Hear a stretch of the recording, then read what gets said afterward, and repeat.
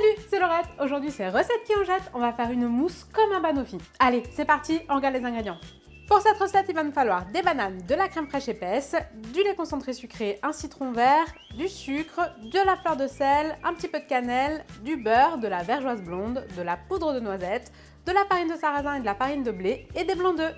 Traditionnellement, le banoffee, on retrouve un biscuit spéculoos, des bananes, de la confiture de lait et une mousse chantilly. Ici, on va revisiter un petit peu l'histoire pour donner beaucoup de légèreté, mais on va retrouver les marqueurs principaux, la confiture de lait, la banane et la cannelle.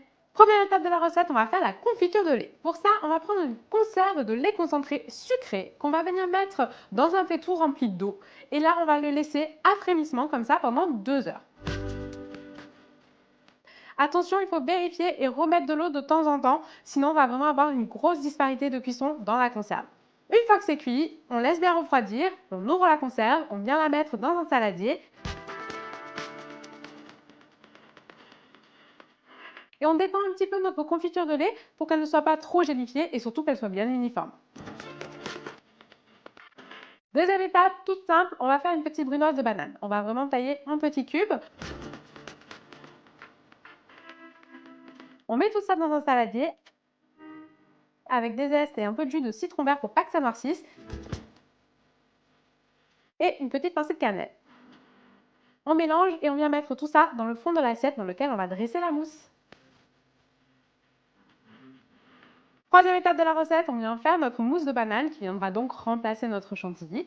Pour ça, on va venir tailler en rondelles les bananes et on va venir les mixer avec de la crème épaisse, du sucre, un petit peu de zeste de citron et un peu de fleur de sel.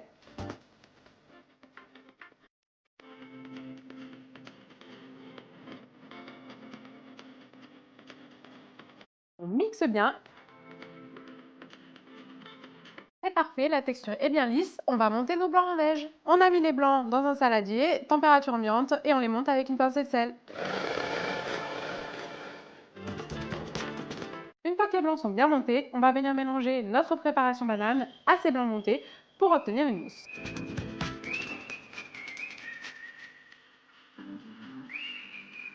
On vient la couler dans l'assiette sur les bananes.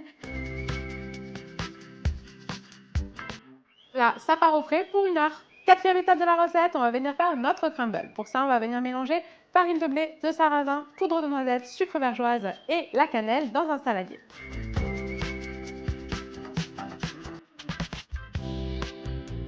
On y ajoute le beurre et on vient sabler le tout avec les mains.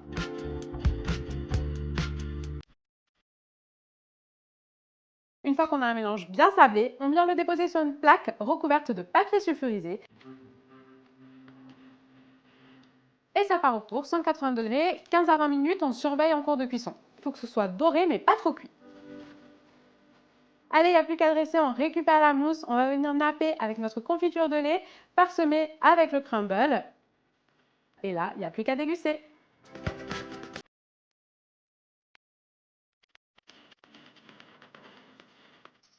Là, c'est onctueux, on a vraiment envie de goûter. C'est fou parce qu'on a vraiment tous les goûts du banoffee. La confiture de lait, la banane, le côté un petit peu de cannelle, mais beaucoup plus léger. Vraiment, c'est hyper agréable à manger. Je vous conseille de faire la recette à la maison. Moi, je vous dis à très vite pour de nouvelles recettes. Ciao!